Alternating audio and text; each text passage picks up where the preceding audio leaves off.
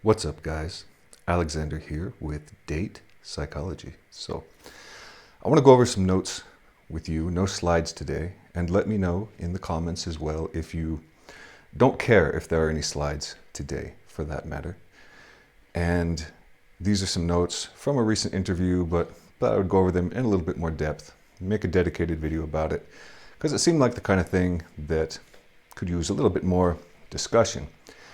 And we're going to talk about male loneliness, what has been in the media recently a lot, right? This male loneliness crisis. We're seeing that show up frequently in a lot of news articles, right? That sort of a thing. The idea that male loneliness has spiked. So I'm going to look at some statistics, across a few studies, data sets. I'll cite them for you since we have no slides. And aside from that, we will see if this is basically a real thing or what is going on, and maybe some ways that male loneliness differs from female loneliness as well. So what do we know kind of from the beginning as far as this loneliness increase, particularly in men?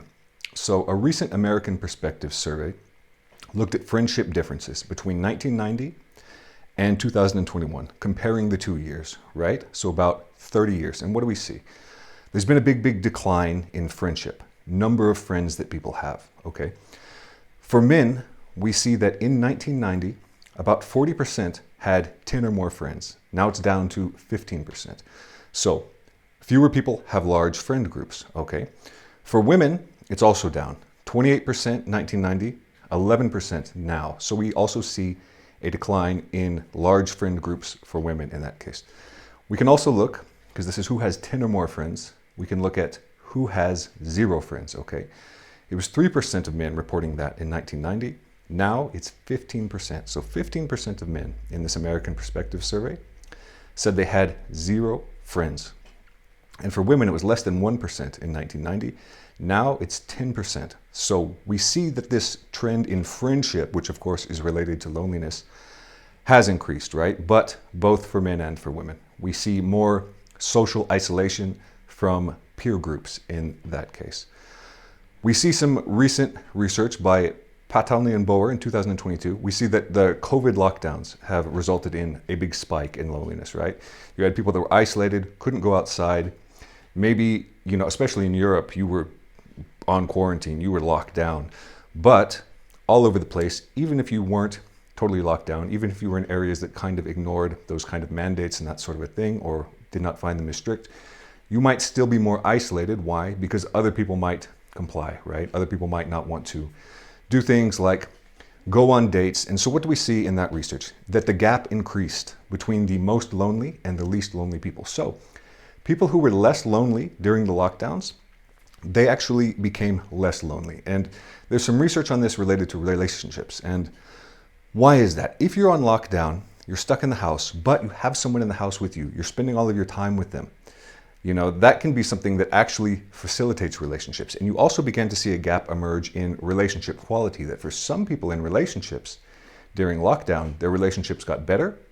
For others, they got worse, right? So for some people, the lockdowns were actually kind of a bonding experience. But what do we see for people who were alone, right? Who began lonely?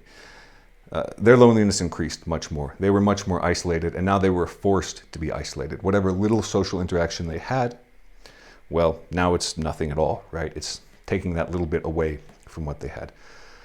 We can see an increase as well in the CDC, Center for Disease Control, statistics for 2021. And this was a large increase in loneliness for adolescent boys and girls, so teens, right?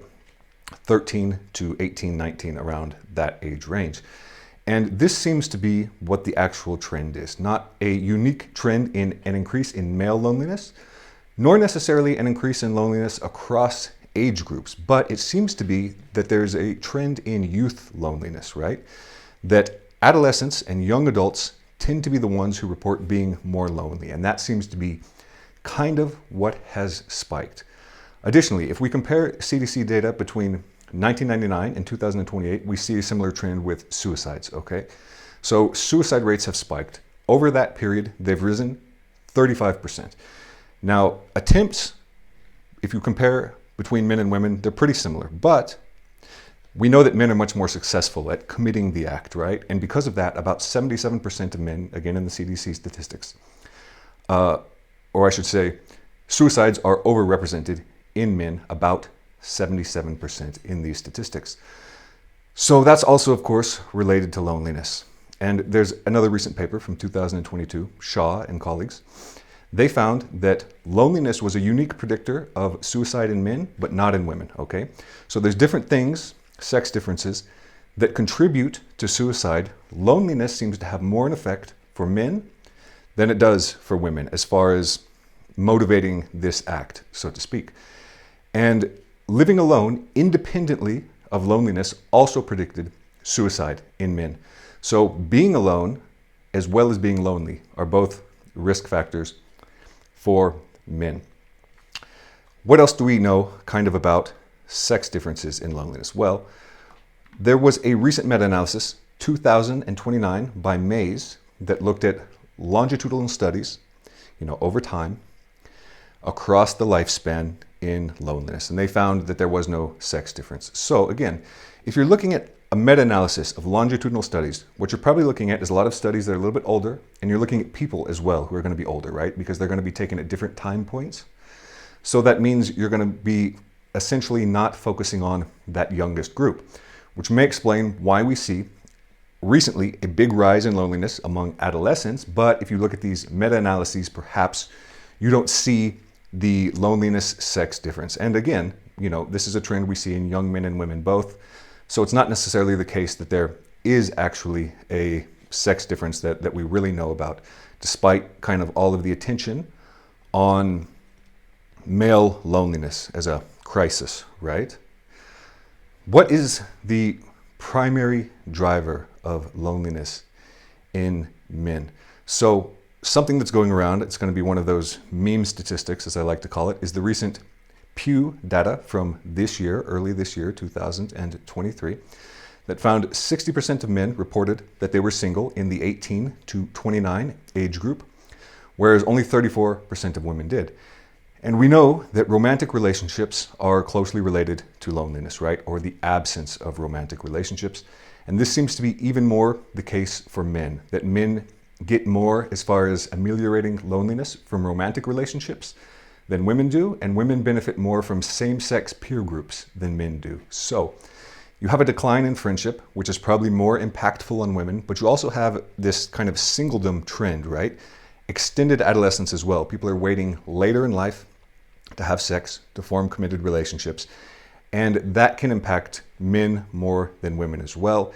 In the same data, for example, you see that about half of single women in that age group, they said they're not even trying to date, right? It was about 10 or 20% for men. I would have to check again. So men seek relationships out more, right? They want them more than women when they are single. Tends to be that singlehood is more voluntary for women, less voluntary for men. And that could also be related to loneliness, right? That men crave a romantic relationship more than women do in that sense. So we know, again, that romantic relationships result in reduced loneliness, but having friends in absence of that can also help, according to a study recently, 2022, by Camillard and Poulin. Okay, so if people don't have a romantic relationship, specifically men, and they don't have any friends, then you're going to see a big problem. So it's not just the case that friends are meaningless for men, but it may impact loneliness for men a little bit less, right? Men seem to need kind of a romantic relationship in that sense, not to feel as lonely. Again, there's a large degree of variance or heterogeneity in loneliness as well. So what do we know? A recent study, 2023, by Leggett James, they found, okay, individuals that are less attractive and who are less athletic as adolescents are also more likely to be lonely. So we see an effect of attractiveness, probably in two measures, right? Because we know that athleticism is associated with romantic attractiveness, both behaviorally and probably as far as physique is concerned, right? So we know that individuals who are a little bit less attractive are also going to probably feel more lonely. And why is that? Probably it's related to what has been called lookism, right? Discrimination against less attractive individuals. And if you want to call it discrimination in the context of a relationship or whatever, people will debate that. But they're going to have a harder time getting into romantic relationships. And they're going to have a harder time in peer groups as well, right? We know that there is the halo effect. There are biases in favor of attractive individuals for being a friend, for being hired at a job, for being invited to parties, that sort of a thing. So we see an effect of attractiveness there. Another study, interesting, by Watkins and colleagues, again, from this year, 2023, they found that being able to ask for a date was associated with reduced loneliness. So individuals that are more fearful of asking for a date are also more likely to report being lonely. And I've made a video on this in the past. I have an article on the website as well related to risk aversion. We see that a lot of individuals, particularly young individuals now, are afraid to ask women on a date, right? They're afraid to approach women. They're afraid to seek out a romantic relationship in that case. So clearly it makes sense that individuals who are perhaps a little more extroverted, a little less restricted, a little bit more risk accepting, and thus more willing to ask women on a date, may also find themselves being less lonely. We can also ask, related to that, well, why do we see kind of this reduced sexual behavior? And again, related to risk aversion, as I mentioned. This seems to be a trend that has manifested across all kinds of different behaviors that are considered risk behaviors and also kind of like emerging adult behaviors. For example, we know that the youngest generation are using drugs much less. They're going to parties at a much lower rate as well. They're going to use alcohol in bars and stuff like that less. They're getting driver's licenses later in life, more likely to be neat, right? Not in education, employment, or training. And they are more likely to get did I say get a driver's license? I think I did. Less likely to be employed. Young men, less likely to attend the university than in past ages, right? Women are starting to outpace men in university attendance. Less likely to leave the home early at an age like 18 as well. So we see these behaviors that all come together, and typically some of these behaviors, just like having a lot of sex or doing drugs, they're considered risk behaviors. They're behaviors that, carry risks that can be negatively impactful on the individual or society or whatever the case may be. But they're also behaviors that are social, that put people into social groups, that facilitate concurrent risk behaviors like having sex, right? We know that alcohol use and sex are strongly correlated as well, or I should say moderately correlated, right? There's not a lot that's actually strongly correlated in psychology and behavior, but these are behaviors that the reduction in those is probably facilitating a reduction in romantic relationship formation, peer group interaction, and having sex, that sort of a thing. We can look at kind of some individual variables and also some social variables as well, contributing to loneliness. The first thing that a lot of people overlook, is kind of the nature versus nurture debate, which is a debate that exists in the popular mind, but not really in personality psychology. And when I say that, what do I mean? There is no nature versus nurture. Everything is a person and environment interaction. So the genes of the individual, right? Heritable personality traits interact with the environment to produce outcomes. So society matters, so do the genetics of the individual or individual traits, however they emerge. So 2017, a recent genome-wide association study by Gao and colleagues, they found that about 14 to 27% of the variance in loneliness was explained by genes. So already there's a heritable component to loneliness. And what does that mean? Imagine you have two people, similar environment, right? They're alone. They're just chilling at home, whatever. Very isolated. Some people are going to feel more lonely than others in the exact same situation. We see an association again in this genetic study with some personality traits in the big five, specifically neuroticism, which is basically high emotionality, right? So people who are more sensitive, more neurotic, they experience more loneliness as well. Mental health variables robustly associated with loneliness, pretty much across the board, right? People with depression, people with anxiety, people with personality disorders, that sort of thing. And of course, with subclinical personality traits. For example, we mentioned Neuroticism is one. Probably there's some relationship with attachment styles as well. People who push people away, people who can't get close in a romantic relationship. We know as well that social media use is pretty robustly associated with experiences of loneliness, right? So we can ask, is this, the chicken or the egg, cause or effect in that sense? We can't know from these studies that use observational methodology that look at a correlation, but there are reasons to think that, there are explanations for how it could be causal in that sense. And one way that could be is simply that people are using social media interaction as a surrogate for in-person interaction, right? So instead of going to parties, if you want to interact with people, you can interact with a lot of people online, but perhaps that is not quite the same as interacting with your friends, patting them on the back, meeting people in real life for romantic relationships as opposed to flirting online, being able to hug someone or kiss them or whatever the case may be. And there's also an effect that we know, which has to do with upward social comparisons that makes people unhappy. If not specifically lonely, it's associated with reduced measurements of happiness. Upward social comparisons are when people see others around them who are basically higher in status and it makes them feel bad. It's really quite straightforward. So social media facilitates this. And how?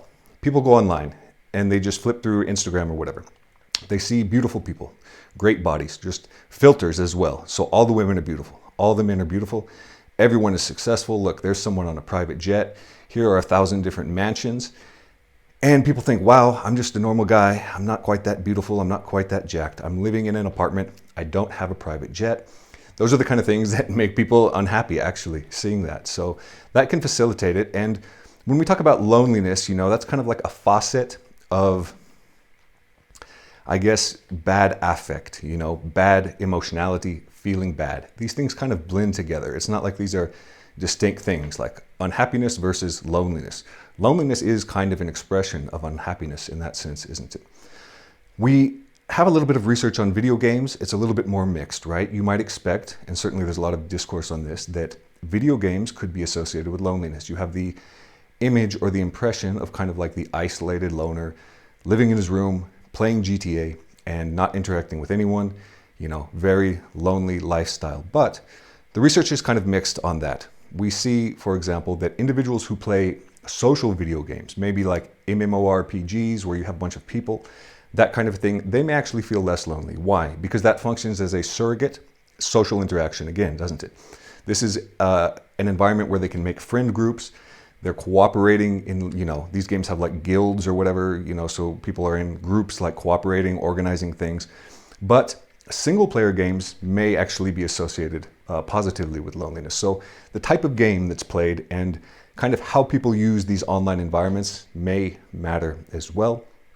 There's a little bit of research on pornography, right? And this again is kind of one of those chicken and the egg kind of situations, right? Which came first? Correlation, but what direction does it go in? So Butler in 2015 for the Institute of Family Studies, he kind of looked at this and said, okay, loneliness seems to be associated more with pornography use, both inside and outside of relationships. So why might that be? People can be lonely even if they're in a marriage, a relationship, or whatever the case may be. They may, in that case, the loneliness would probably precede the pornography use, right? But it can be a red flag, and it's a controversial topic a lot on, does it damage the brain? Does it rewire the brain? And, that's for another video. But it's certainly possible that, there is an association, even if it is not causal in that sense, that if you see people immerse themselves, in pornography, it could be a warning sign. It could be a red flag. It could be something that is at the very least associated with loneliness. And there's also some research on relationships facilitated by social media that are associated with more loneliness. So long distance relationships. There's been some recent research that indicated, okay, people who sext more online have higher relationship satisfaction, but there's also some research that says people who are having like online relationships may feel more lonely. And why is that? Probably because they're not meeting the person in real life, right? That's something that can be like, okay, I want to meet this person, but I can't. So they're going to feel more lonely down the road. And at the same time, that's still kind of connecting with someone and reaching out. So it can also kind of ameliorate loneliness as well.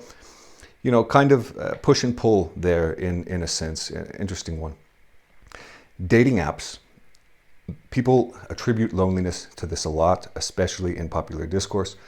Why is that? Well, you have a lot of people that they just don't work for, right? You have something like half of people, male users on dating apps at least, not women, that don't get any matches. So you go on a dating app, you take your pictures, you write your biography, and you're flipping through, you get no matches, It's going to hit your self-esteem, isn't it? It's not going to feel good. You're going to think, wow, literally no one likes me.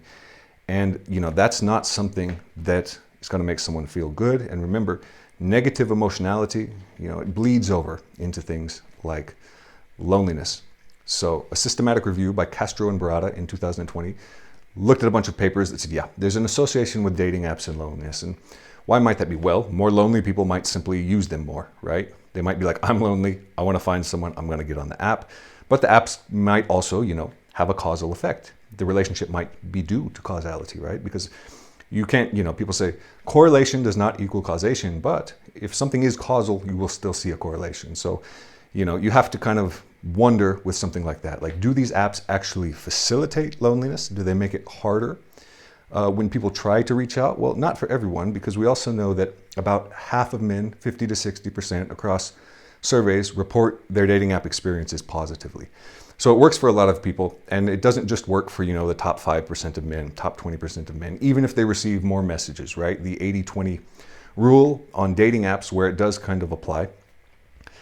You do see, of course, a small group of men that get more attention, but that doesn't mean that other men who also get attention, even if it's less, are not going to enjoy their app experiences. And when you look at statistics on who has actually met from an app, right? Who has had sex from an app, then you begin to see a parity between men and women, that the percentages are actually very similar as well. It's not just, the top 10% of men that are ever meeting anyone on an app. They might have more options, they might get more matches, but when it comes to actual meetups, people, they seem to meet whoever they match with in that sense. Not everyone, I mean, but they seem to, be able to form at least some meetings, go on some dates, as long as they're getting some matches. So it's not quite as bleak as a lot of the dating app discourse makes it sound. Some closing thoughts on male loneliness. And I mentioned this at the beginning of the video. Women probably get more out of same-sex peer groups, right? So family, for example, friendships with other women, that kind of a thing. Just being social, communicating, building a kind of connection, okay? That can reduce female loneliness probably more than it works for men. What do men reduce loneliness with? How do they feel less lonely? Seems to be romantic relationships. And we also know there's some sex differences in kind of how men and women receive affection and love. For men, it's pretty closely associated with sex, kind of contrary to popular discourse that men just want sex and it's just like a physical thing, like, they want to get their rocks off. Not really. This is kind of the way that men receive love, through physical touch and affection and all of that. So any decline in romantic relationships, it's very likely that it's going to have a larger effect for men. And I don't know what the effect size of that would be to quantify it, but I think this is something broadly that's kind of well understood, and there's good reason to believe this. And we see that, again in the data, men less likely to be single by choice. When men feel lonely, they seek out romantic relationships. When women feel lonely, they often seek out friends and peer groups to kind of confide in and talk with. Anyway, I think that's it for this video now. Like, subscribe, hit the bell.